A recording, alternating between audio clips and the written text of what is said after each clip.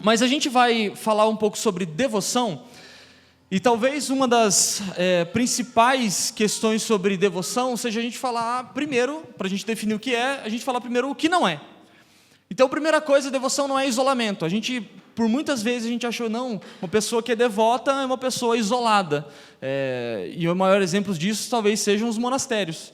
Então, um monge é uma pessoa devota. Na verdade, isso não é devoção. Isso você se separar de todo mundo, porque talvez você não consiga viver nele. Então, Jesus mesmo, quando ele ora, ele fala, Pai, eu não peço para que você tire eles do mundo. O que os monges... Eu não estou criticando o monasterismo, ok? Mas o que os monges fazem eu vou me afastar disso antes que isso me infecte, e aí eu digo que eu tenho uma vida santa. Então, a primeira coisa é que a devoção não é.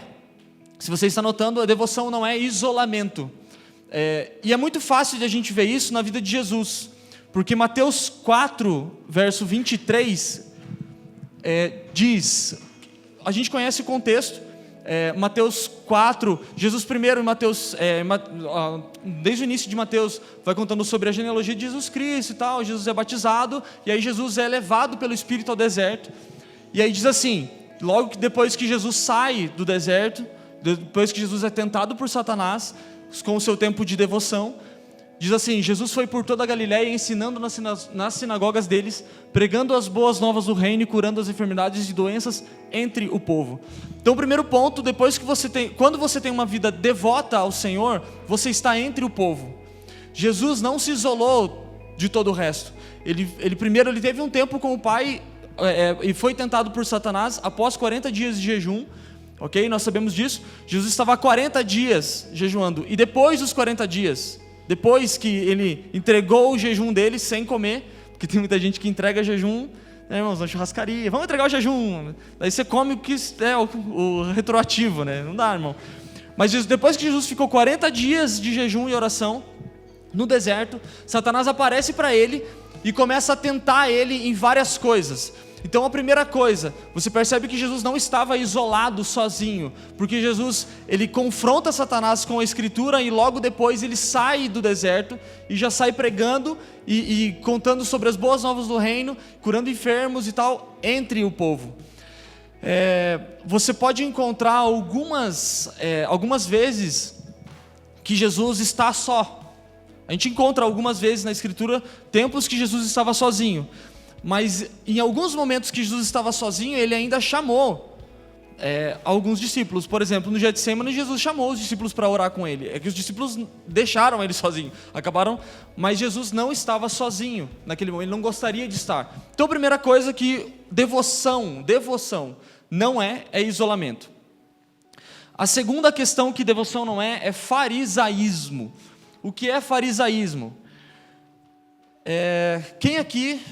Vamos ser sinceros, você não precisa levantar a mão, tá? Mas quem aqui, depois de um período de jejum de 21 dias de Daniel, ou depois de um período longo de oração que você ora todo dia, ou que você lê a Bíblia todo dia, ou depois de você ter completado a leitura anual da Bíblia, e agora é uma época boa, né? Porque a gente está no dia 5, você só está 5 dias atrasado. Mas se você quer começar a leitura anual da Bíblia, começa já.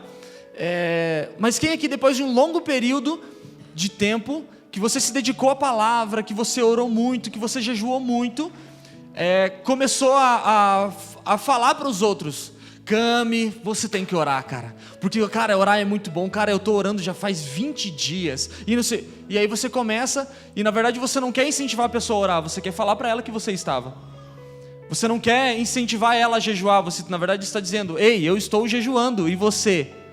Então, devoção não é farisaísmo, não é quando você faz para que os outros vejam o que você está fazendo. E aí eu te pergunto, faz quanto tempo que as pessoas não sabem quanto você ora ou quanto você jejua? A gente teve o Paulo Borges aqui há algum tempo atrás, alguns meses, faz meses? Dias? Foi no começo de dezembro, né? É verdade. E o Paulo Borges estava aqui e ele falou assim que uma das perguntas mais estúpidas que alguém faz como é que ele falou? Quanto tempo você tem de oração? Quanto tempo de devocional você tem por dia? E ele falou, cara, isso é uma das perguntas mais estúpidas que alguém pode fazer para o outro. Quanto tempo você ora por dia? Ou quanto da Bíblia você lê durante o dia. Irmãos, eu vou dizer uma coisa para vocês, talvez ilustrando o que o Paulo Borges queria dizer. Se você lê a Bíblia todos os dias, se você lê toda a Bíblia todos os dias, 365 vezes, você lê a Bíblia inteira, e nenhuma vírgula dela transformar o seu caráter, transformar a sua vida com Deus, não adianta você ler, você vai ler ela como um gibi da Turma da Mônica. Então, se nós... por isso que essa pergunta é uma pergunta tão estúpida, porque, irmãos, nossa, eu estou lendo a Bíblia e isso está mudando o meu ser e tal. Ok, amém. Só que nós precisamos cuidar com o farisaísmo. Ezequiel 33 é um texto, assim, muito chave para a gente entender essa questão. Diz assim, isso é Ezequiel recebendo uma palavra do Senhor: o meu povo vem a você como costuma fazer, se assenta diante de você para ouvir as suas palavras, mas não as põe em prática. Com a boca eles expressam devoção, mas o coração deles está ávido de ganhos injustos. De fato, para eles você não é nada mais do que alguém que entoa cânticos de amor com uma bela voz e que sabe tocar um instrumento, pois eles ouvem as suas palavras, mas não as põem em prática. O que o Senhor estava falando através de Ezequiel, dizendo que o povo vai até Ezequiel, dizendo: uau, a música é boa. Nossa, como a palavra hoje foi bênção. Só que se não põe em prática, irmãos, esse é o ponto. A devoção, ela não é alcançada para que você coloque isso na cara das pessoas. Talvez esse seja um dos maiores erros do homem mesmo. Eu me incluo nisso. Quando você começa um período longo de oração, ou você... Vamos lá, quem aqui já falou: não, eu vou jejuar pelo menos uma vez por semana, eu vou jejuar, e a pessoa começou a primeira semana, começou a segunda, irmão, já teve mérito, pronto.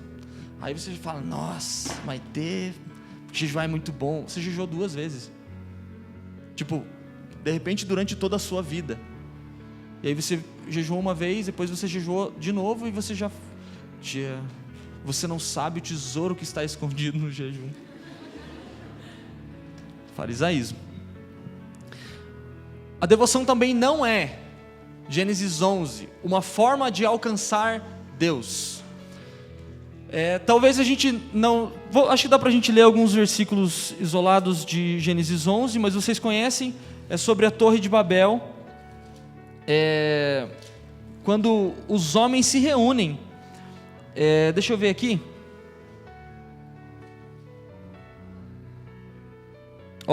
11:4 de Gênesis. Os homens se reúnem, eles estavam todos falando a mesma língua, todos falando o mesmo idioma, e diz assim: depois disseram: vamos construir uma cidade com uma torre que alcance os céus. Assim nosso nome será famoso, e não seremos espalhados pela face da terra. Aí eu te pergunto, o que aconteceu? Eles construíram uma cidade cuja torre quase alcançou os céus. O que Deus falou? 5. O Senhor desceu para ver a cidade e os homens que estavam construindo. 6. E disse: Senhor, eles são um só povo e falam uma só língua. E começaram a construir isso. Em breve nada poderá impedir o que planejam fazer. Isso é o Senhor falando. Quando você se devota ao Senhor para alcançar Ele, o seu objetivo é alcançar. Eu quero alcançar Deus, e esse é seu único objetivo. Você até pode alcançar Deus, você pode até chamar a atenção dEle, mas isso não quer dizer que está certo, porque o seu coração quer alcançar Ele por sua própria força.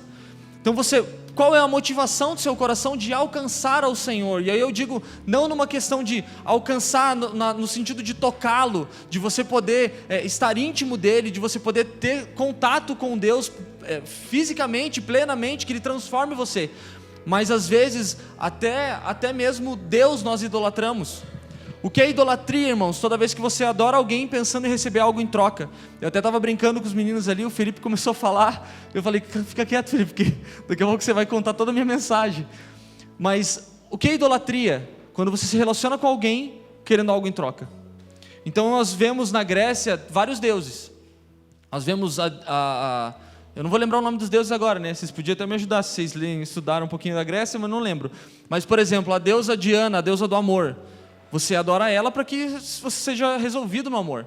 Você adora o Deus Sol para que venha o sol e a sua plantação fique bem. Aí você tem os índios que oram pela chuva, porque se a chuva não vier, e aí você tem vários deuses, cada um deles para uma necessidade. E nós, às vezes, transferimos essa idolatria para o nosso Deus. A gente acha que se nós adorarmos a Deus, Ele é obrigado a nos retornar em alguma coisa. E isso, na verdade, acaba sendo tão danoso quanto foi a Torre de Babel. E aí, por isso que às vezes tem confusão, porque aí você, meu Deus, eu estou assim, tô me devotando a você e você não está me respondendo. Mas quem disse que Ele precisava responder? Por que você estava por que você estava buscando o Senhor? Qual era a sua motivação? A devoção também não é uma vida silenciosa ou solitária. A gente falou aqui um pouco sobre a questão que Jesus não se isolava, mas a gente precisa cuidar com algo. Eu até coloquei uma frase, não sei se eu mandei para você, eu mandei. O silêncio religioso não tem nada a ver com a presença de Deus ou meditação interior. Pelo contrário, ela é a expressão de um estilo de vida religioso e legalista que encontra uma certa dificuldade em tolerar qualquer coisa além de si mesmo. Qualquer expressão de alegria é observada desconfiadamente e comumente classificada como superficial. Preste atenção, quando você entra nesse lugar de estar em silêncio religiosamente, repare que nós estamos falando de silêncio, não de quietude, não de lugar de encontrar o Senhor, que você fica quieto e espera ouvir o Senhor. Nós estamos falando de silêncio, quando você não comunica nada com ninguém, quando você se abstém de abençoar o outro irmão porque você é pleno, né? Como é que tem um ditado que diz: a fala é prata, o silêncio é ouro. Tem uma frase, um ditado que diz isso aí. Mas quando você se priva de abençoar o outro irmão, quando você não se doa ao irmão porque você está querendo se guardar por medo de alguma coisa, e aí isso vale para os tímidos. A Escritura diz que nós recebemos um espírito de ousadia. Isso vale para você que é tímido, porque às vezes você não consegue chegar em alguém que, de repente, sei lá, a pessoa está desesperada por ouvir uma palavra do Senhor, e você, por causa da sua santa devoção, em silêncio, você não abre o seu coração, porque de repente você não está pronto, ou porque você não... Deixa eu te dizer uma coisa, na sua faculdade, as pessoas estão desesperadas. Na escola que você trabalha, as pessoas estão desesperadas. Não existe um lugar de descanso para ninguém que não conhece o Senhor. Não existe lugar de paz. Essa paz que você coloca a sua cabeça no travesseiro e dorme, muitas pessoas que estão do seu lado não têm. E talvez você está se devotando a um Deus e não está se deixando se entregar totalmente a Ele, a ponto de tocar o outro, a ponto de você ser uma ferramenta de Deus de transformação. Hoje mesmo eu estava conversando com a minha mãe, e ela comentou sobre um menino que... Ela falou assim: ouve o áudio dele, ele está desesperado. Eu falei que ia passar o teu número, e eu ouvi o áudio do menino. Irmãos, ele está desesperado. Sabe quando você conversa com alguém que você sabe que essa pessoa não tem perspectiva nenhuma, que a esperança foi roubada? Sabe quando você conversa com alguém e essa pessoa, você conversa e parece que a pessoa, tipo assim, você fala: não, cara, mas Jesus é bom. Ai, cara, mas é que eu não consigo ir para a igreja. Daí você fala: não, mas aqui eu não... E a pessoa está num buraco, e você sabe que ela está num buraco, e você às vezes se cala. Você às vezes faz com que esse seu silêncio religioso não tolere nada além de você mesmo. A maior parte das vezes, eu até anotei alguns textos, não precisamos ler, mas o silêncio, ele é tido como algo ruim nas Escrituras. Embora haja tempo para silêncio, né? Eclesiastes fala sobre tempo de silêncio e tal, mas, por exemplo, em Números 30, o silêncio é consentimento. Se você quiser anotar, Números 30, o silêncio ele foi tido como consentimento, como alguém que fala algo e você não se impõe, então é como se você tivesse consentido daquilo. Neemias 5, verso 8, o silêncio é tratado como vergonha. Juízes 18 e 2 Samuel 13, 20, o silêncio é usado para esconder a justiça. Mas tudo bem, nós falamos aqui sobre... Quer anotar? De novo? Vergonha, Neemias 5, verso 8. E para esconder injustiça, Juízes 18, verso 19. E 2 Samuel 13, 20.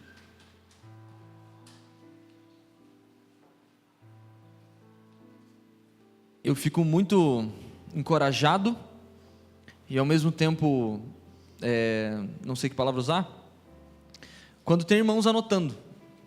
E eu particularmente não tenho muito costume de pegar um caderno e anotar e tal, porque eu não funciono assim. Tem gente que funciona mais escrevendo, tem gente que funciona mais falando. Eu às vezes fico raciocinando na minha cabeça aqui, mas encoraja muito. E eu queria encorajar vocês, se você de repente aprende mais escrevendo, pega um caderninho, traz um caderno da próxima vez, para você poder escrever e lembrar depois, né? Mas vamos lá. Salmo 115, 8. Primeira coisa, nós vimos o que a devoção não é. Então a devoção não é para que você esfregue na cara das pessoas, não é um tempo de silêncio que você não quer saber de ninguém. A devoção não é uma forma de você alcançar o Senhor, embora às vezes a gente pense que é. Mas a devoção, ela é algo que quando você faz, quem muda é você. Salmo 115, 8 diz assim... dá pra gente voltar um pouquinho os textos, por favor, John? Mais. Pode mais, volte mais. Acho que... Aí. 115, então vamos ler daqui pra frente até chegar no 8. Esse texto está falando sobre idolatria. O nosso Deus está nos céus e pode fazer tudo o que lhe agrada. Os ídolos deles, de prata e ouro, são feitos por mãos humanas. Tem boca, mas não podem falar. Olhos, mas não podem ver. Tem ouvidos, mas não podem ouvir. Nariz, mas não podem sentir cheiro. Tem mãos, mas nada podem apalpar. Pés, mas não podem andar. Nem emitem som algum com a garganta. Tornam-se como eles, aqueles que os fazem em todos os que neles confiam. Ou seja, o que é devoção? Devoção é o que você faz que te transforma igual aquilo que você está adorando. Então, se você adora a Deus, e Deus é um Deus vivo, a vida começa a transformar você.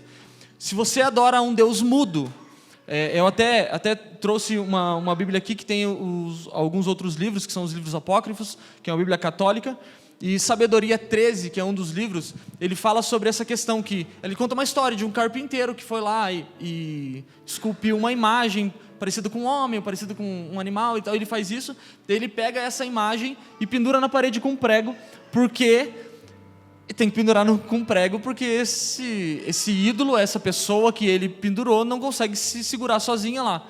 E aí ele diz que depois que ele faz tudo isso, que ele passa verniz e tal, ele diz que esse homem começa a adorar essa escultura que ele mesmo fez, e ele se torna parecido com ela. Ou seja, ele não fala agora ele está caminhando por um lugar de morte, porque ele não tem vida. Ele está caminhando por um lugar onde ele não enxerga mais. Então nós precisamos cuidar com aquilo que nós estamos adorando, porque se nós adoramos a um Deus vivo, é vida que precisa fluir de nós. Se nós adoramos a um Deus que se move, é nós que precisamos nos mover. Então até anotei que a devoção, dentro do processo de devoção, nós precisamos compreender que é quem se entrega que muda. Quando o Felipe estava falando aqui sobre a questão das ofertas, eu falei, cara, ele vai entrar na minha mensagem, cara. Eu acho que ele pegou, sei lá, e hackeou meu celular, alguma coisa ele fez. Porque quando nós ofertamos, a gente tem falado isso muito aqui. Quando nós ofertamos, não é o destino da oferta que muda, é você.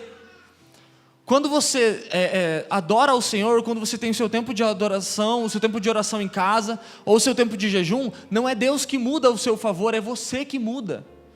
Quando você jejua 21 dias para que uma situação mude ao seu favor, na verdade você está praticando idolatria, porque você está querendo que Deus se mova ao seu favor.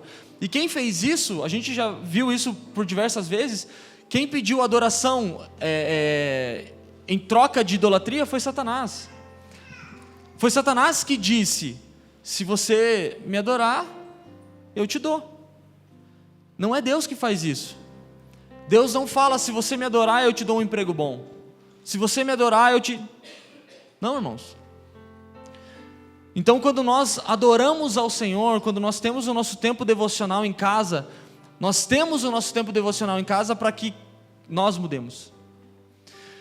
Por inúmeras vezes, até há um tempo atrás, o Leandro até comentou aqui, agora, como ele falou de mim, eu tenho liberdade para falar, porque sou eu, né?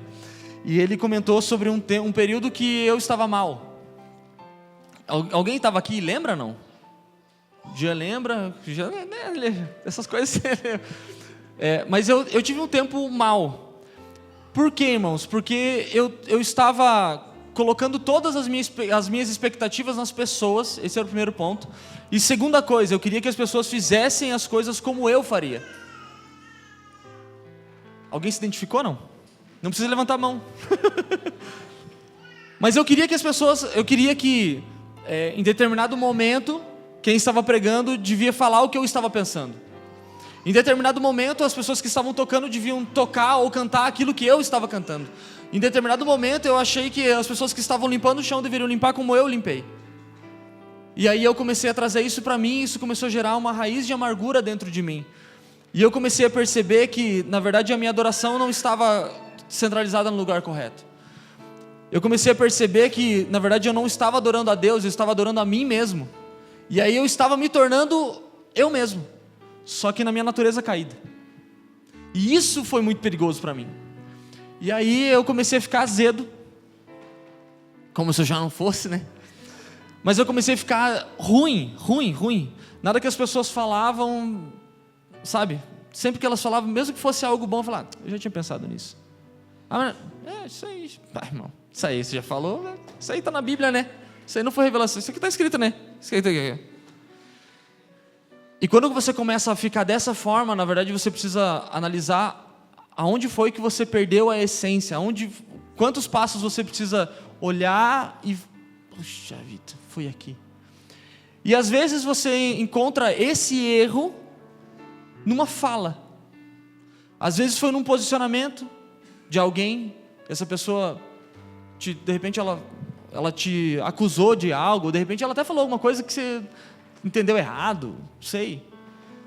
Mas é fato que quando nós estamos adorando ao Senhor, quando nós estamos devotando toda a nossa vida ao Senhor, o retorno, que não é um retorno porque nós adoramos, entende? Na verdade o retorno é nosso, né? Nós devotamos ao Senhor porque esse é o retorno. Porque quando quando nós adoramos ao Senhor, esse retorno ele retorna em vida, ele retorna em fluidez de vida. Então agora nós não olhamos mais, nós temos falado isso inúmeras e inúmeras vezes, mas isso precisa ficar dentro do nosso coração, irmãos. Nós não nos relacionamos mais pela falta dos irmãos, nós nos relacionamos por Cristo que está nele. Nós relacionamos porque eu preciso encontrar Cristo no meu irmão.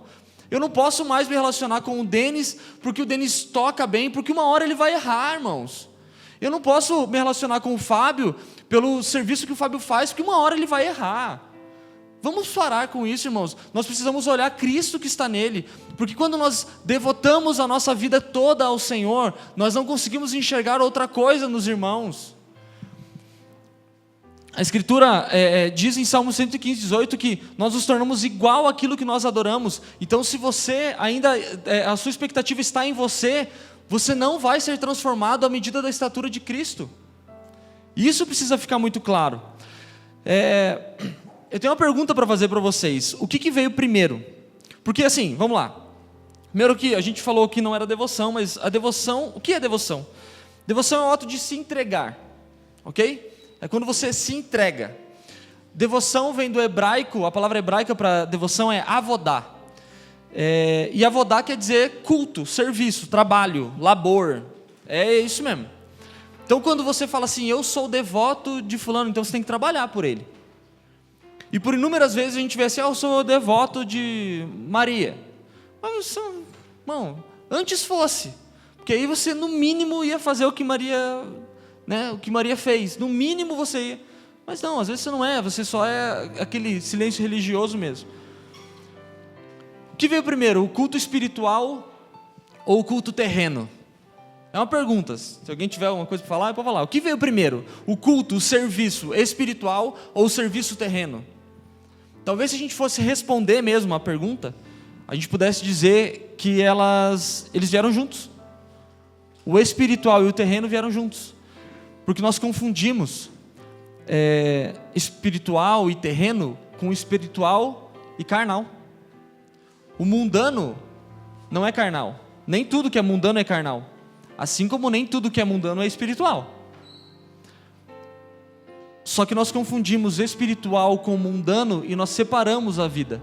Agora nós temos uma vida secular e uma vida espiritual. Logo, estamos todos, graças a Deus, aqui vivendo a nossa vida espiritual, irmãos. Porque nós não estamos trabalhando. O Cami não está na loja agora trabalhando, então isso quer dizer que amanhã... Que hora você entra? O Cami amanhã entra às 8, às 9, desculpa, ele acorda às 8 e começa a vida secular dele. Ah, mas Cami, Jesus... Não, calma. Não posso falar de Jesus aqui, é meu trabalho. E aí ele começa a vida secular dele, a vida normal do dia a dia dele, e nós confundimos isso porque nós achamos que essas duas coisas estão separadas. Mas deixa eu te falar uma coisa, se você não for... O que o Felipe estava comentando aqui sobre a questão dos 10% e os 90%. Se você só devota os teus 10% do dia e não devota o resto, é porque você não aprendeu nem a dar os teus 10%. Se você ora só 10 minutos por dia e a sua vida toda, o resto do seu dia, ele é uma vida profana, na verdade aqueles 10 minutos não serviram de nada, porque eles não mudaram você. Então o contrário de espiritual é carnal, não terreno. O contrário de espiritual é aquilo que você faz na carne. O que é a carne? Carne é a sua primeira natureza. Tudo aquilo que você faz de acordo com a sua primeira natureza, porque você já nasceu de novo. Se você faz de acordo com a sua primeira natureza, você está fazendo algo que não é espiritual, porque você nasceu de novo. João 3, Jesus dá dá uma palavra para Nicodemos. Deixa eu só ver se eu encontro o texto aqui. E é um texto muito legal, porque Nicodemos fala diversas coisas e tal, e fala assim, nós sabemos que você vem da parte de Deus, porque ninguém pode fazer os sinais que você faz se não for da parte de Deus. E aí ele diz assim, o 3:3. 3. Em resposta, Jesus declarou, digo-lhe a verdade, ninguém pode ver o reino de Deus se não nascer de novo. Próximo. Perguntou Nicodemos, como é que alguém pode nascer sendo velho? É claro que não pode entrar pela segunda vez no ventre da mãe e renascer. Digo-lhe a verdade, ninguém pode nascer no reino de Deus se não nascer da água e do Espírito. O que nasce da carne, todos aqui nasceram da carne? Amém? Glória a Deus? Todos nasceram da carne, né, irmãos? Por favor, né? Mas o que nasce do Espírito é Espírito.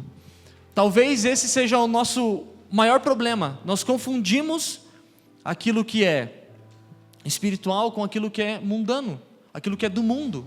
O que é mundano? Aquilo que é do mundo. Essa bateria aqui, foi Deus que fez? Não, foi alguém que fez, uma máquina, sei lá, alguém fez essa máquina.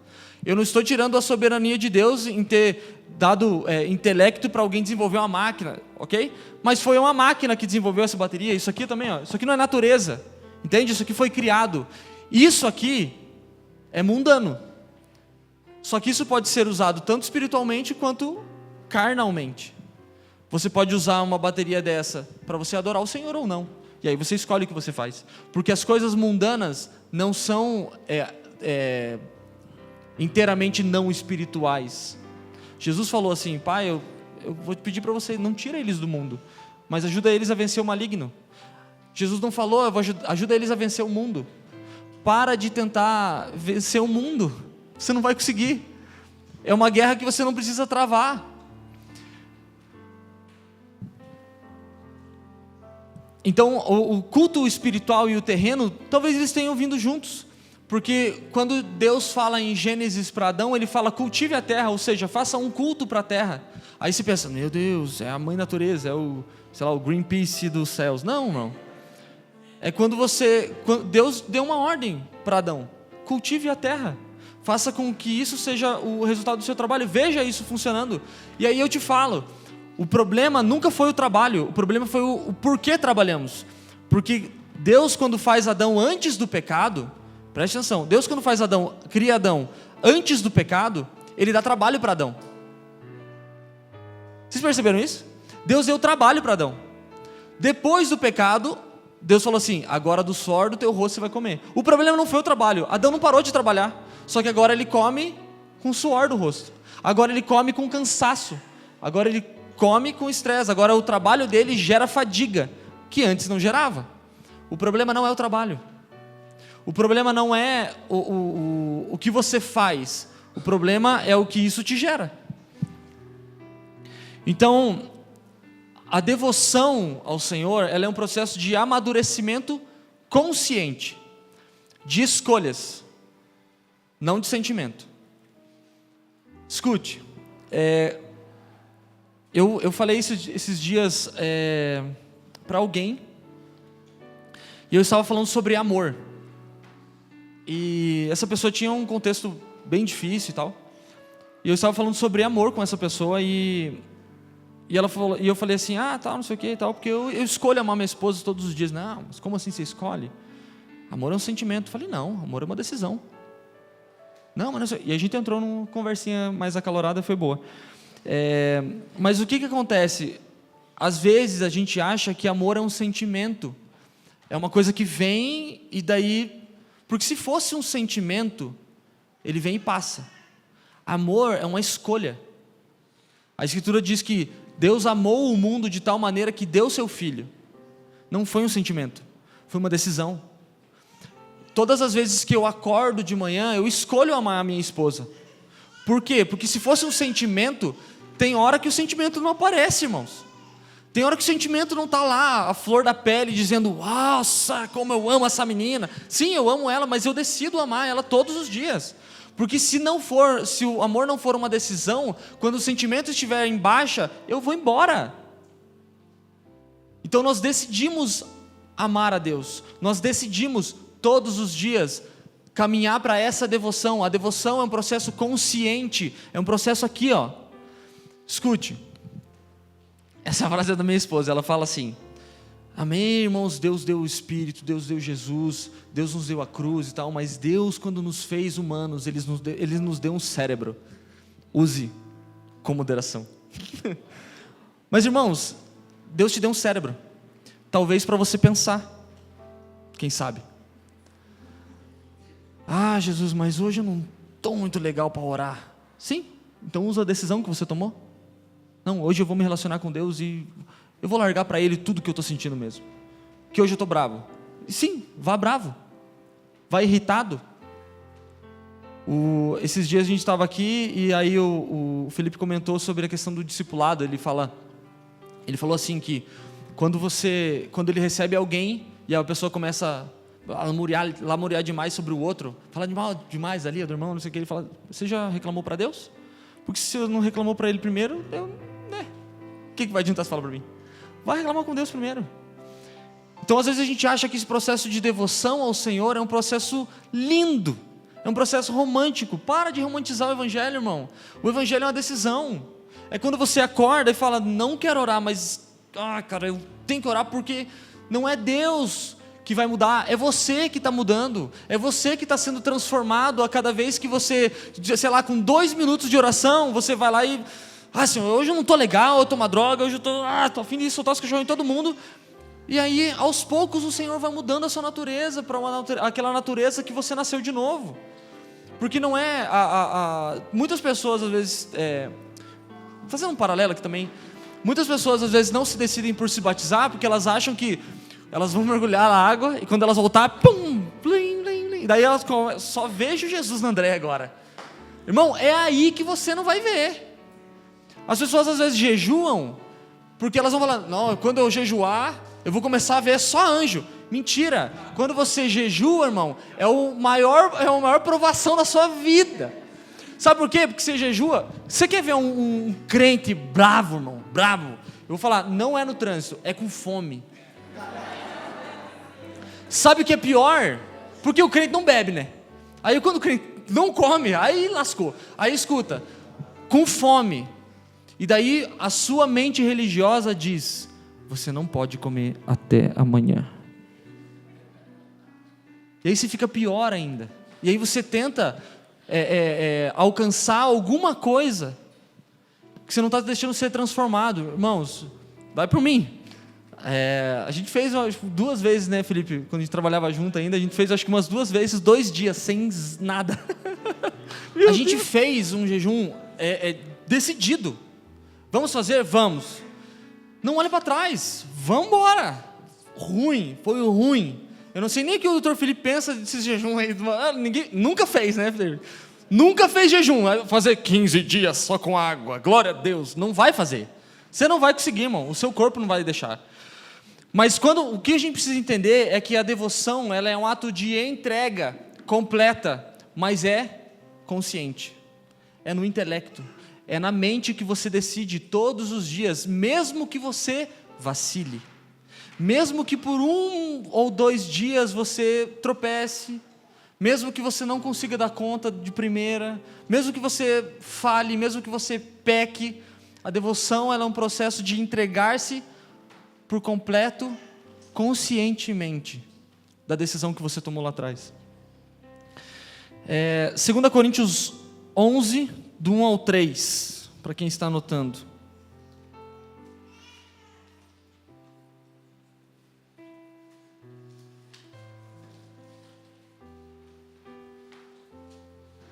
Isso é Paulo falando para a igreja de Corinto, já no final da 2ª carta.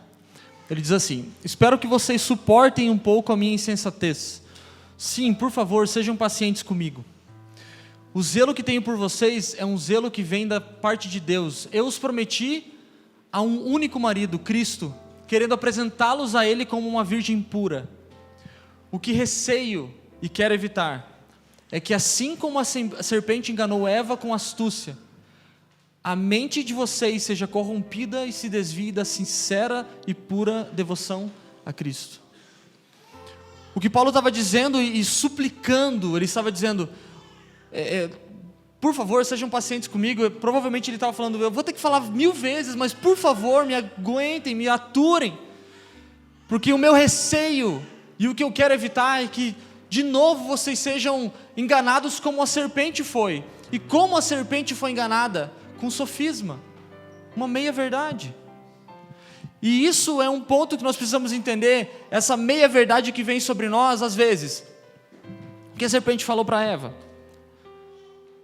Quem falou para você que se você comer, você morre? Quem disse?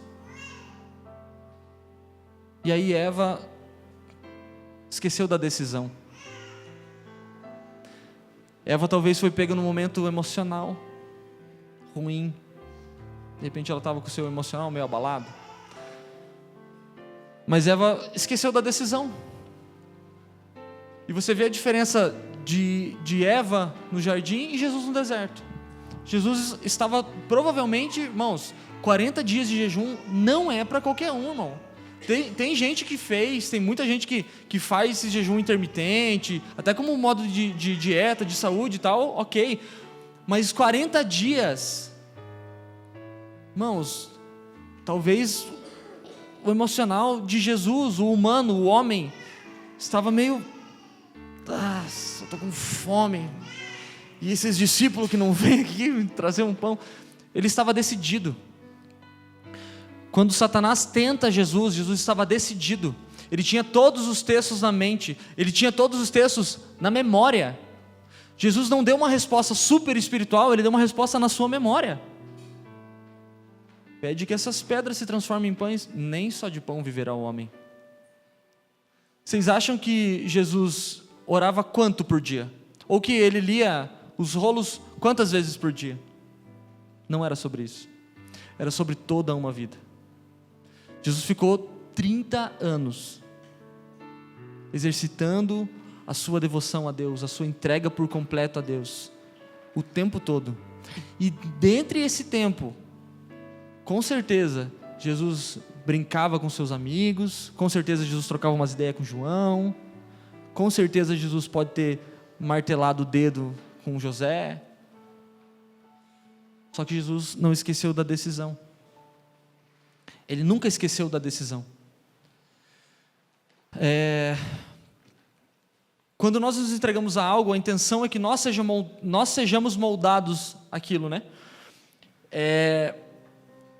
Quem aqui é casado? Levanta a mão. E é engraçado quando a gente fala do processo do casamento, porque antes do casamento vem o quê? A paixão, né? Você olha e fala, opa!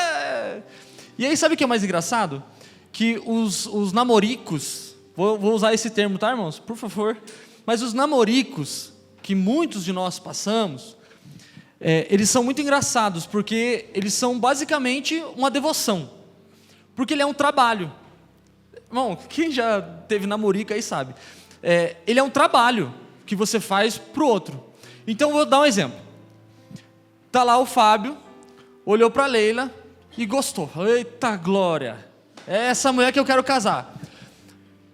E aí o Fábio é atleticano e ele descobre que a Leila é coxa. Vou dar um exemplo bem simples.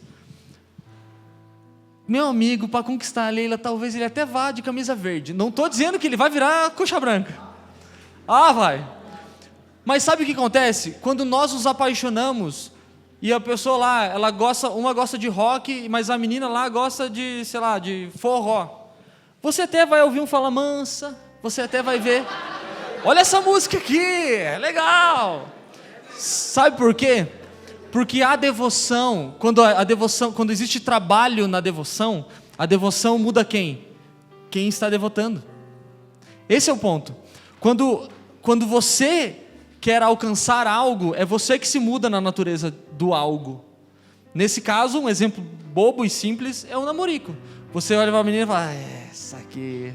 Se gosta das mesmas coisas, é mais fácil. Mas se não gosta, você fala, vou ouvir um Fala Mansinho aqui, vamos ver o que dá.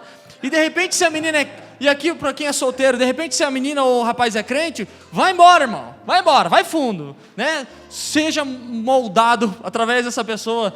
Quem sabe você nem case com ela, mas Jesus encontre você num canto e pegue você de uma vez. Então, assim, a gente vê pessoas, por exemplo, devotas ao trabalho. Aí eu vou abrir algo para vocês. Eu sou um cara que, às vezes, eu me pego errando, trabalhando demais. Às vezes eu começo a trabalhar, eu trabalho em casa, eu e minha esposa, a gente fica o dia inteiro junto, e às vezes a gente não tem tempo junto. Quem trabalha em casa com a esposa sabe. Irmãos, parece estranho, né? Tem gente que tem o sonho, nossa, meu Deus, eu quero trabalhar em casa. É lindo, irmãos, vou falar para vocês, é bom, mas quando tá ruim também é ruim. E às vezes a gente não tem tempo durante o dia. E às vezes é até engraçado, porque às vezes os irmãos falam assim, e daí, como é que você está hoje à noite? Não, hoje à noite vou ter tempo com a minha esposa e com a minha filha. Meu amigo, você ficou o dia inteiro com elas. Irmão, mas não tive tempo com elas. E às vezes você é uma pessoa que é devota ao seu trabalho, você trabalha, e você se molda ao padrão daquilo. Porque você começa a trabalhar 12 horas por dia, você começa a trabalhar 14 horas por dia. Por quê? Porque antes você não trabalhava, mas o trabalho é assim. O trabalho tem essa natureza, de trabalhar, cada pessoa trabalha 15 horas, 16 horas por dia. E aí você começa a devotar ao trabalho, trabalhar pelo trabalho, e você se encaixa aqui, ó. Da mesma forma que uma paixãozinha de adolescente. Isso acontece, irmãos. Então, a gente precisa entender que se nós devotamos o trabalho, nós devotamos às vezes a pessoa, o cônjuge, alguma coisa, e nós somos quem mudamos. Por que nós achamos que quando nós devotamos a Deus tudo, nós nos entregamos a Deus, é Ele que vai mudar? Não, somos nós que mudamos. É a partir de nós. Quando você decide pelo Senhor, quem muda é você. E esse sacrifício, ele é diário. Então, assim, daqui a pouco a gente vai falar sobre algumas coisas práticas. Eu vou citar algumas coisas, aí seria bom se vocês quiserem anotar. Sobre a questão de devoção, de como eu me entrego, como que eu faço isso, beleza, na prática aí, como é que é? Porque o sacrifício, ele é voluntário e diário. Não dá para você, eu vou começar o meu tempo, por exemplo, levanta a mão agora, eu quero ouvir. Quem já decidiu o tempo de devocional e não cumpriu? Levanta a mão. Jesus, cara, sério? Não, tô brincando. Por quê? A minha esposa fala assim, vou dar um exemplo, ela fala assim, amor, vamos começar a caminhar? Eu falo, vamos. Daí ela fala, cedo? Eu falo, beleza. Ela fala, tipo, às 7? Eu falo, não, amor, tem que ser às 5. Como assim? É porque para mim o negócio tem que ser muito mais extremo. Então, vamos orar? Vamos. Quantas? 3 horas. Vamos começar com 3 horas, amor. Daí qualquer coisa a gente aumenta um pouquinho. Não vai dar, irmão. Sabe por quê? Porque a gente acostuma com uma vida tão desregrada. E quando a gente ouve aquelas pregações de o teu dízimo tem que ser em todas as áreas, então 10% do seu tempo tem que ser dedicado ao Senhor, daí você faz as contas, fala, então no mínimo tem que ser quantas horas aqui, vou começar com 10%. Não vai dar certo, irmão. Você vai fazer um dia, 2 dias, e aí você frustra. Daí você faz um terceiro dia, que já está uma droga, daí você não faz no quarto, daí você não faz no quinto, você fala, na verdade, não consigo orar tanto. Eu não consigo jejuar tanto. A gente precisa começar com pouco. E talvez o início do ano seja bom para isso. Quando a gente começar a falar sobre as questões práticas, vocês vão ver que vai ser muito mais simples. E quando nós falamos sobre devoção, como ela é um processo,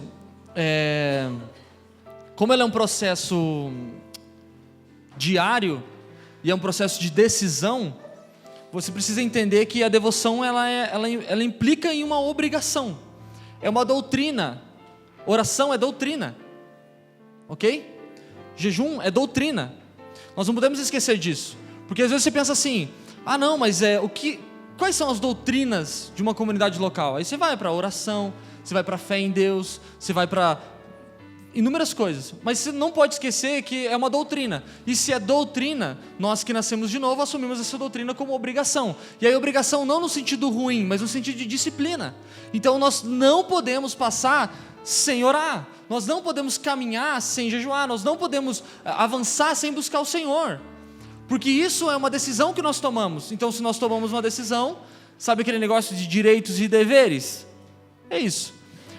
Um texto do Luciano Subirá diz assim, consegue colocar aí, Joe? Não podemos classificar como discípulos virtuosos os que tomam a sua cruz, e como os discípulos um pouco menos espirituais os que não a tomam. Quem quiser ser discípulo estará assumindo o compromisso, estará assinando o contrato com a condição de morrer para si mesmo. Na qualidade de discípulo, a sua cruz virá de um jeito ou de outro. Não dá para fugir, irmão. Se você pensa que, eu vou orar um pouquinho só, oro pela semana toda, aí depois você passa a semana inteira sem orar. Não, irmão, é doutrina. A sua cruz, aquilo que você vai carregar, aquele fardo que é leve, que Jesus aliviou, Jesus troca o seu pelo dele, é leve, mas ainda existe um peso, ainda existe uma responsabilidade. A gente não pode mais viver uma igreja sem responsabilidades. Nós temos responsabilidades. Nós falamos tanto sobre nós sermos o povo do tempo do fim, mas nós não queremos assumir as responsabilidades. Nós não queremos abraçar a causa de Deus, nós não queremos nos envolver com a comunidade local, nós não queremos nos envolver com a nossa família, nós não queremos nos envolver com nada. Nós só queremos o céu, de ruas de ouro, onde os salvos irão. Irmãos, no final das contas é isso. A gente quer os direitos e desligamos eles dos deveres.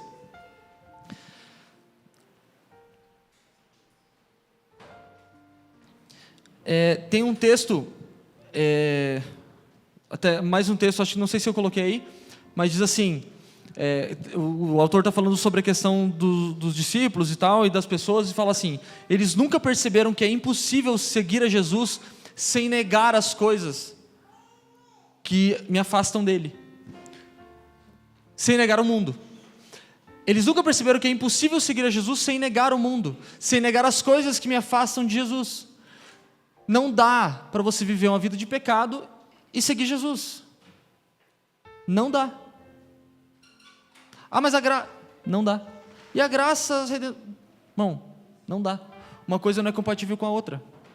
A Escritura diz que não há compatibilidade entre luz e trevas. Não dá para a luz viver no mesmo lugar das trevas. Não dá para você acender o interruptor e a luz e o escuro, a claridade e a escuridão ficarem no mesmo ambiente. Um dos dois vai embora. Se você liga, vai embora a escuridão. Se você desliga, vai embora a luz. Não dá. Então não dá para você seguir a Jesus sem negar o mundo. E aí eu vou entrar num aspecto um pouco mais prático, que nós por algumas vezes falamos aqui, até eu acho que o Alves falou alguma coisa sobre essa questão da cruz. Nós compreendemos a cruz como o ato redentor de Deus. O alvo da ira de Deus foi Jesus. Jesus morreu na cruz para que nós pudéssemos ser salvos da ira de Deus.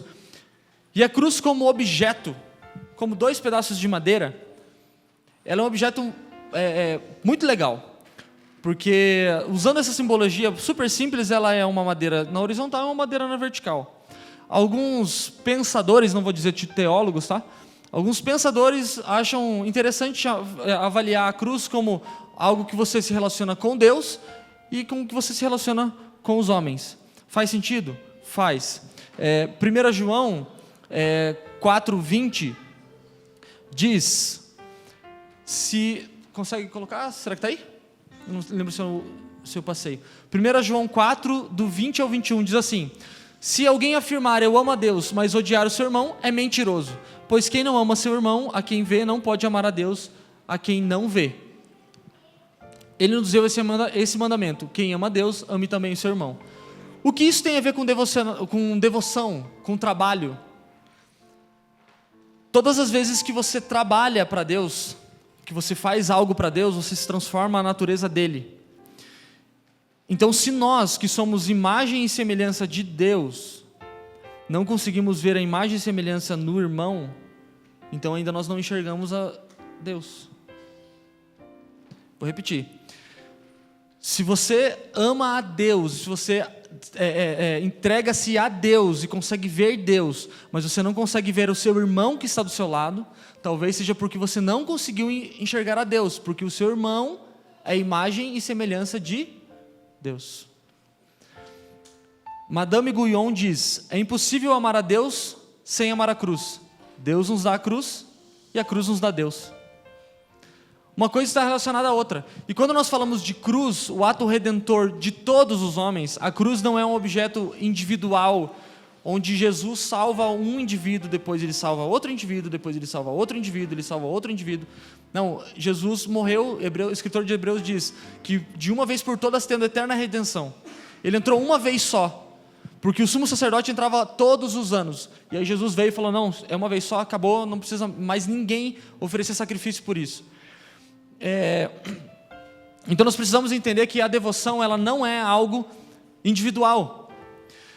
Todas as vezes que nós fazemos algo pensando só em nós mesmos, nós estamos, na verdade, nem só sendo egoístas. Nós estamos dizendo que nós não somos parte com ninguém.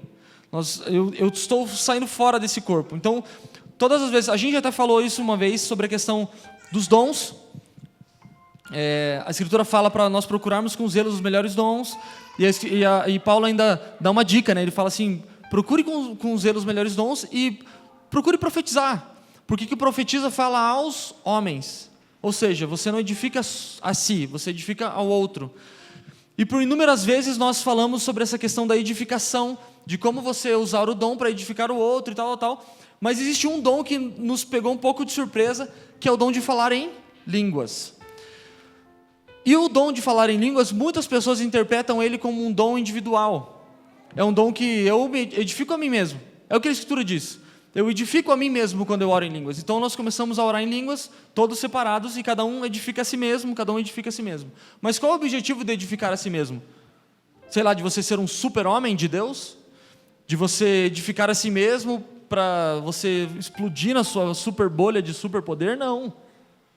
Quando você ora em línguas, quando você edifica a si mesmo, é para que você possa alcançar o outro com ainda mais edificação.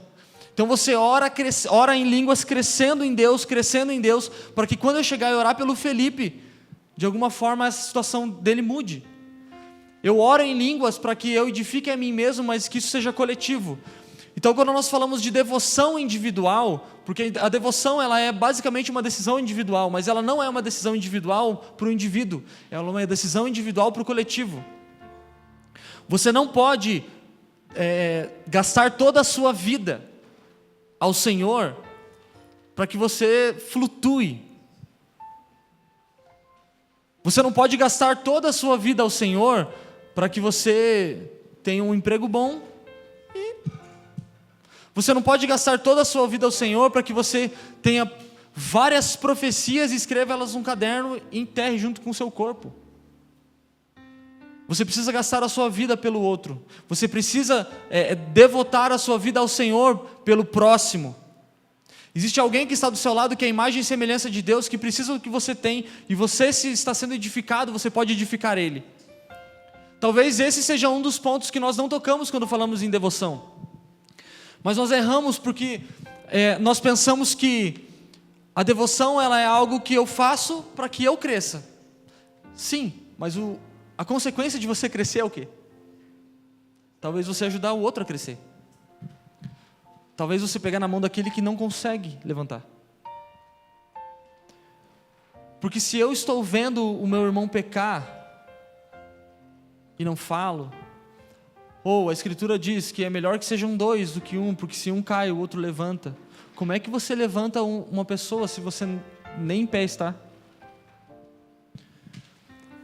A gente, por inúmeras vezes, a gente achou que a devoção era algo que você fazia para você mesmo, e aí você alcançava um lugar diante de Deus maravilhoso, e você começava a ver coisas, ver anjos e ver, sei lá, muitas coisas. Só que nós esquecemos que se nós crescemos em Deus, se nós entregamos a nossa vida a Deus, e nós não conseguimos ver Cristo no outro, alguma coisa está errado. Alguma coisa está errada nesse processo, porque se você não consegue enxergar Jesus no seu irmão, a sua devoção no seu quarto está equivocada. Se você não consegue servir o seu próximo nas suas necessidades, ou até mesmo não nas necessidades, se você não consegue estar junto com ninguém, se você não consegue dedicar um tempo da sua vida para estar com alguém ao redor do Senhor, se você não consegue gastar 10 minutos da sua vida para ligar para alguém e falar como você está, ou mandar uma mensagem, ou o que quer que seja, alguma coisa está errada na sua devoção. Tem algum texto aí que você não leu ainda, tem alguma coisa que você não está buscando direito, tem alguma coisa errada.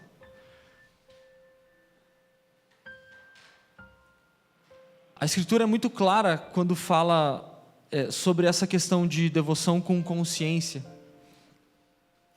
porque nós precisamos servir ao Senhor com a nossa mente. A gente já entendeu isso, acho que já ficou claro. Devotamos ao Senhor com a nossa mente, porém a nossa mente precisa estar no lugar certo. E quando a gente fala sobre a questão de devoção como farisaísmo, a gente logo lembra de Lucas 15, onde nós tínhamos 2 filhos, um mais novo e um mais velho. E o mais novo fala: pai, me dá toda a parte da herança que me cabe a mim. Ele pega, o pai divide a herança, só para lembrar que herança só dá depois que morre. É como se o filho mais novo falasse: pai, para mim você morreu, para mim você não... Ele morre, e aí ele sai para gastar absolutamente, e quando o filho volta, para resumir a história, o filho mais velho fala: mas pai, eu sempre estive aqui, eu sempre fui devoto a você. Eu sempre fiz tudo que você mandou, e você nunca me deu nada. Não na intensidade que você deu para o meu irmão. E o que o pai diz? Tudo que eu tenho é seu. Você só não está usufruindo. E esse é o texto que eu quero fechar para a gente ir para as coisas práticas. Talvez você está pedindo força para o Senhor. Talvez você está pedindo para o Senhor diligência. Talvez você está pedindo disciplina. Talvez você está pedindo um refrigério, talvez você está pedindo para o Senhor uma visão, ou você está pedindo para o Senhor uma clareza sobre esse ano. E aí eu posso talvez dizer para você: olha para o seu lado, talvez a resposta esteja com o seu irmão. Talvez você possa olhar para ele e falar: me ajuda a orar sobre isso, porque eu não estou conseguindo. É muito legal, irmãos, quando nós ouvimos as coisas direto de Deus. Talvez eu possa dizer que eu ouvi Deus, a voz de Deus, contado nessa mão, durante toda a minha vida cristã, que eu ouvi Deus falando, a voz dele mesmo. talvez nessa mão. Mas eu não consigo contar todas as vezes que Deus falou comigo através dos irmãos. Todas as vezes que o Senhor comunicou algo comigo que veio e tocou a eternidade em mim. Todas as vezes que pessoas que nem se conheciam falaram algo, eu, nossa, é isso. Então talvez a gente esteja buscando o Senhor e tampando os ouvidos. O Senhor fala através da pessoa que está do seu lado. E eu digo mais, você fala. Você pode ser um agente de fala, de comunicar o dom que Deus deu para o outro. E por isso nós nos entregamos, é por isso que nós devotamos ao Senhor, é por isso que nós nos movemos em devoção a Ele. Para que a gente possa de alguma forma tocar os santos do nosso lado, para que a gente possa de alguma forma alcançar o próximo e falar, Cami, vamos junto, cara, você está com um problema nisso, vamos tentar se ajudar. Porque a gente às vezes pensa assim, eu estou tentando vencer, cara, eu estou tentando vencer um pecado aqui, eu sou mentiroso, eu estou tentando vencer pornografia, eu estou tentando vencer isso, aquilo, aquele outro e tal, e você não comunica, e você não fala, putz, cara, eu menti lá no meu trabalho. E o Cote fala uma coisa muito, muito legal com relação a pecado. Ele fala assim, vou ver se eu vou lembrar, mas ele diz assim, que quando você pede perdão para Deus, você é perdoado. Tem um pecado lá, mas quando você confessa, você é curado. Eu conheci um menino que lutou com um pecado, um amigo meu. Ele lutou contra um pecado durante 4, 5 anos. E todas as vezes que ele pecava, ele confessava. E ele começou a confessar para uma pessoa só, pessoa de confiança dele.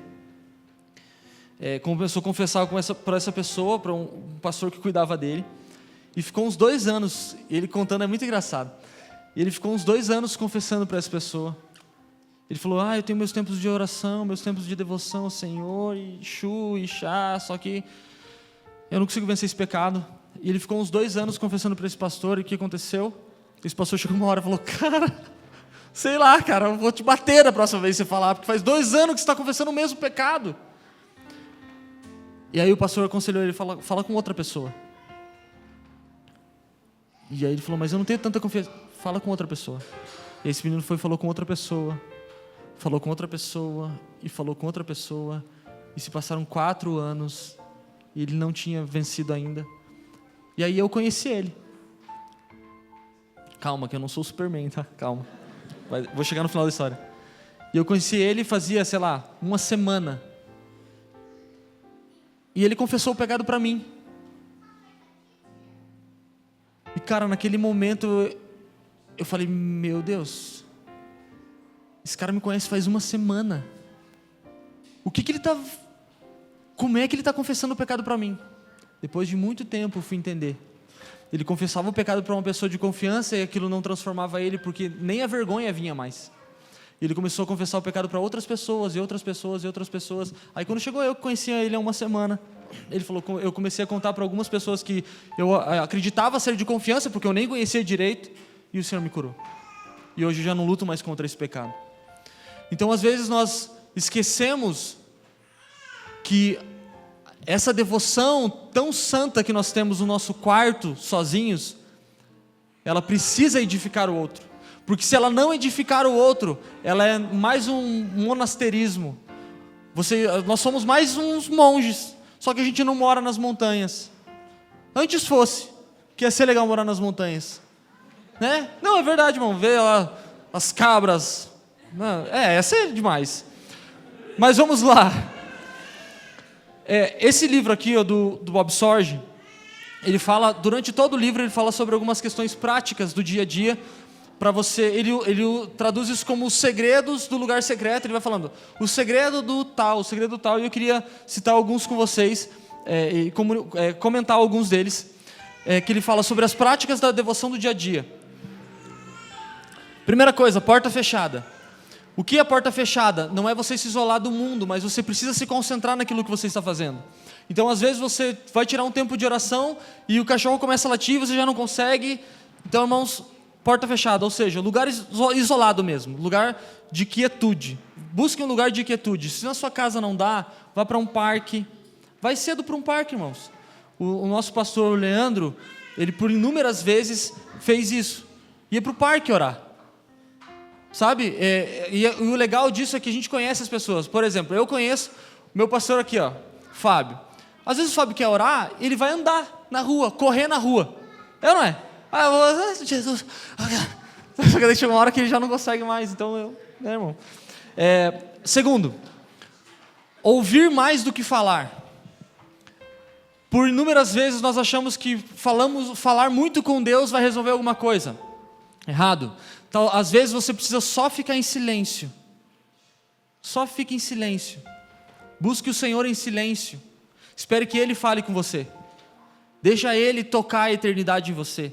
Às vezes você está com tantas coisas que Ele só quer que você se aquiete. Aquieta a sua alma. Calma, calma, filho. Próximo. Obediência radical. Às vezes nós ouvimos coisas de Deus que não são coisas tão fáceis de fazer, ou algumas coisas que, por exemplo, até é engraçado, porque todos os anos o Senhor fala comigo a respeito do ano. E hoje a Pri me perguntava, e daí, esse ano aí, qual que vai ser? Porque todos os anos o Senhor me dá uma palavra diretiva. E um dos anos o Senhor me deu uma palavra que a gente precisou se entregar um pouco mais. Então, às vezes, o Senhor fala com você e você simplesmente deixa de lado. Você obedece, mas não é aquela obediência fiel àquilo que foi feito, que foi falado. Próximo, arrependimento rápido. Irmãos, se tem uma coisa que nessa vida eu aprendi, é que arrependimento rápido é a melhor coisa para você não sofrer tanto. Isso talvez seja uma receita de livro. Quando o Senhor fala com você e você precisa se arrependa rápido. Não demore em se arrepender. Se um irmão vem e fala para você, você está errado nisso, você está errado nisso. Vem outro e fala, você está errado nisso. Se entregue de uma vez. Não deixe que 3, 4, 5, 10 pessoas falem. Porque isso daí te priva de ficar, patinando no mesmo erro muito tempo. E o arrependimento rápido é uma das chaves para você alcançar uma devoção mais profunda no Senhor. Porque você se arrepende daquilo que... De repente um irmão veio e falou com você alguma coisa, depois você leu na Bíblia, e depois você orou e o Senhor falou com você, mas na verdade eu queria um anjo. Jesus, eu só queria um anjo aqui falando comigo. Não, irmãos, arrependimento rápido é uma das chaves para você fazendo na prática do seu devocional diário. Semear. Isso também é um ponto bom. E aí quando eu falo em semear, pode ser dinheiro? Pode. Você pode de repente abençoar o irmão, mas também pode compartilhar a Escritura. Você também pode, de repente, chegar para o irmão, Cami, eu estava lendo esse texto aqui, cara, olha isso aqui, ó. Isso é semear, irmãos. Às vezes você pode abençoar uma pessoa durante o dia dela, semeando a palavra. Você pode semear em valores monetários, você pode semear um café, vamos tomar um café junto, mas semeie. A Escritura diz que Deus dá semente ao que semeia. Tomada de decisão na mente. O Senhor falou algo com você, ou você está meio, será que vou, será que não vou, será que não é? Escute, maior erro dos homens, agora eu vou falar para os homens aqui, o maior erro dos homens não é errar na sua decisão, é não tomar elas. Às vezes você toma uma decisão errada, e isso não é tão ruim quanto você não tomar uma decisão. Humildade. Chega ao Senhor humilde, né? Porque às vezes a gente chega para o Senhor com tanto texto bíblico que ele fala, meu filho, foi meu outro irmão que escreveu, fica na boa aí, foi o João que escreveu isso aí, eu que falei para ele. Então às vezes a gente tem que chegar ao Senhor, Senhor, faz em mim aí alguma coisa, eu não sei nada não. Intercessão. Intercessão, interceder, se colocar no lugar do outro. Eu já ouvi vários irmãos, testemunhos de irmãos, que se colocaram no lugar de outro e as situações mudaram. Você pode se colocar no lugar do irmão aqui, ou você pode de repente orar por um irmão que está em outro lugar, mas se colocar no lugar dele, é você tomar isso para o seu devocional diário. Senhor, eu vou orar por ele porque, nossa, deve estar sendo difícil. O Denis cantou a música do Asaf hoje, que a gente cantou junto, foi lindo demais, mas uma frase que me marcou foi: o véu que separava já não separa mais. Sabe no que eu pensei? Eu pensei nos meninos da Coreia do Norte que a gente conheceu. Porque para muitos deles ainda o véu não caiu. Sabe por quê? Porque eles não têm acesso ao Evangelho. Muitos deles ainda não conseguiram ver com clareza quem Jesus é. E nesse momento eu lembrei disso, se colocar no lugar do outro. Orar por irmãos que talvez não tiveram uma clareza sobre o Senhor. Não tiveram ainda a experiência de ver o Evangelho como ele é. Dedicar tempo. E esse dedicar tempo, vou dar uma dica para vocês. Se você não consegue orar, se você não consegue tirar um tempo para orar, coloca no seu despertador da manhã, ou às vezes de noite é mais difícil. Eu prefiro de manhã, tem gente que prefere à noite, enfim. Mas coloque lá, ó, nossa, Lucas, eu não tenho nenhum tempo de oração, estou me sentindo envergonhado. Faz o seguinte, vai lá no seu celular, vai para o seu quarto, vai orar, põe 1 minuto. 1 minuto. Fala, não, mas você está mandando eu orar 1 minuto? Você não ora nada, né? Orar 10 segundos para você é lucro. Próximo. Anote. Costume anotar. Às vezes o Senhor fala com você através da Escritura, às vezes Ele fala com você na mente, às vezes... mas anote. Tenha o costume de anotar. A minha esposa anota muito isso, ela aprendeu com o Fábio. O Fábio, volta e meia, tem muitos sonhos. E como é que ele vai lembrar dos sonhos? Eu não lembro nem quando ele comeu ontem. Né, irmão? Então ele vai lá e anota o sonho e depois passa um tempo. A minha esposa também faz isso. Ela fala, mas eu acho que eu já sonhei isso uma vez. Ela vai olhar no caderninho, dia tal, de tal eu sonhei. É verdade. Próximo. Meditar. Talvez uma das coisas que a gente perca é sobre meditar a Escritura. O que é meditar? É você aprofundar naquilo que está na superfície. Então, de repente, você lê um texto. Você lê um texto, vou pegar um texto X aqui. Efésios 2, vós estáveis mortos nos seus delitos e pecados. Isso é só o verso 1. Vós estáveis mortos nos seus delitos e pecados. Aprofunda esse texto. Vai embora, não leia o próximo. Medita. E aí você vai anotando. O que era estar morto nos meus delitos e pecados? Aí você começa, nossa, de repente você pode até fazer para o pessoal. Nossa, eu estava assim, assim. Nossa, eu nem lembrava que eu não conseguia dormir de noite, eu tinha insônia porque era uma perturbação, sabe?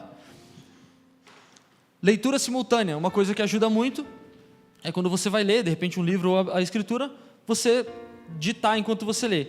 Neles vivias outrora conforme a índole desse mundo, conforme o príncipe do poder do ar, porque enquanto você fala, você escuta. Orar as Escrituras, isso é muito bom e muito saudável, porque daí você para de orar besteira. Você para de orar assim, Jesus, eu quero que você, eu não aguento mais minha mulher, separa. Não, ore a Escritura. Ore a Bíblia. Porque não, eu estou falando brincando aqui, tem gente rindo, mas é verdade, a gente já viu situação assim. O irmão ora porque, não, Jesus, separa, porque se eu for pedir a carta de divórcio, não posso pedir a carta, mas se eu orar para ela falecer... Terminar. Escute, se você não tem disciplina com tempo de oração, com tempo de devoção, tempo de devocional, coloque um tempo para começar e um tempo para terminar. Vou orar 1 minuto, deu 1 minuto, tchau.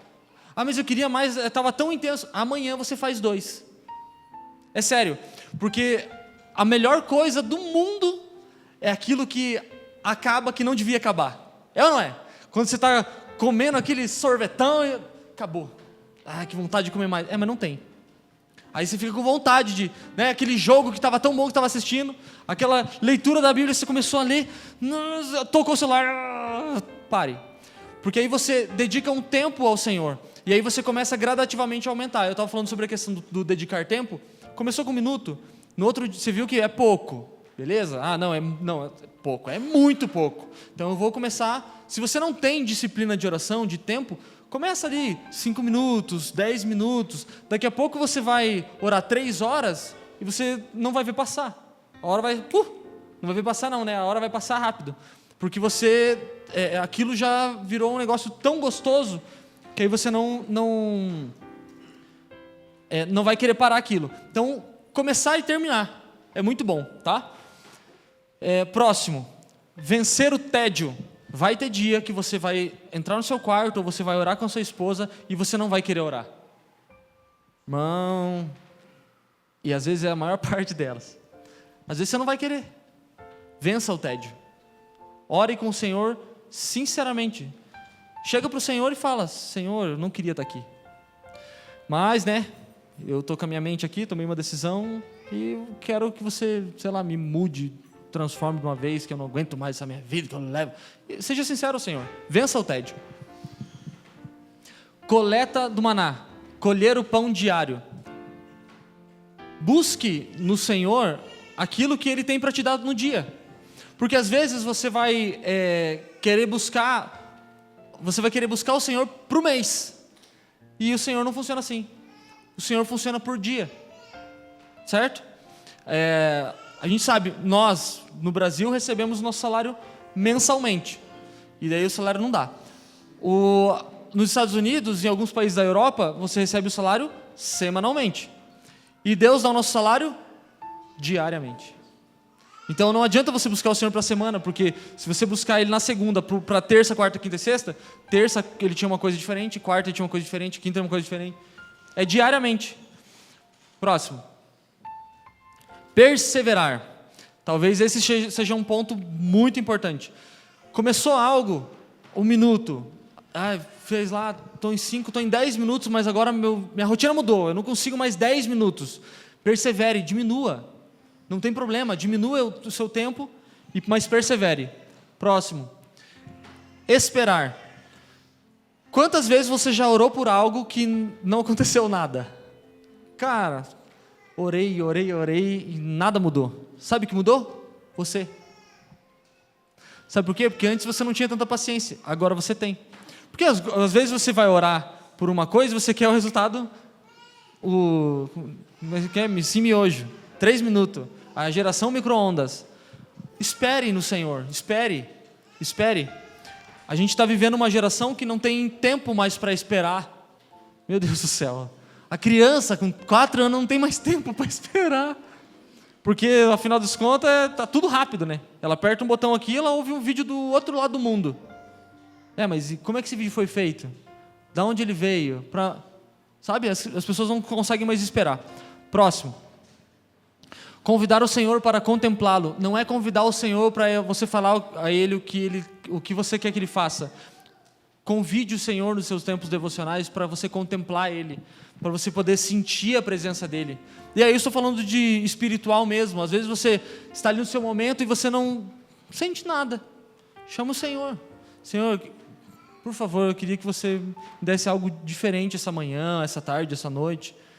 Eu quero contemplar a sua face, eu quero ver quem você é. Busca das verdadeiras riquezas. Busque, irmãos, nas Escrituras, as riquezas. Porque existem muitas coisas, às vezes, a gente acha tão legal quando o Leandro vem pregar, quando o Felipe vem pregar, os irmãos aqui vêm pregar, e eles trazem tantas coisas legais para nós, mas às vezes a gente esquece que essas coisas podem ser encontradas por nós mesmos. Existem remas, palavras reveladas que vão ser reveladas para nós. E às vezes a gente não busca elas. Busque as riquezas. Procure essas riquezas na Escritura. Às vezes você vai ter, às vezes não, a grande maior parte das vezes você vai ter uma revelação que ninguém mais vai ter. Você vai ler aquele texto e falar: nossa, eu nunca tinha visto, e ninguém nunca me falou sobre isso. Próximo. Permanecer na presença. Talvez esse seja um dos pontos-chave. A devoção não encerra. Escute, eu falei sobre a questão de 1 minuto, 5 minutos, e você termine aquele tempo, mas permaneça na presença, porque aí o tempo é o seu dia, o resto do seu dia vai ser assim. E daí no outro dia começa como se nada tivesse acontecido no dia anterior, começa de novo do zero, e aí você começa a fazer isso diariamente. Daqui a pouco você está com um tempo devocional lindo. Último, priorizar a intimidade. Priorize intimidade com o Senhor. Não é aquele tempo de correria.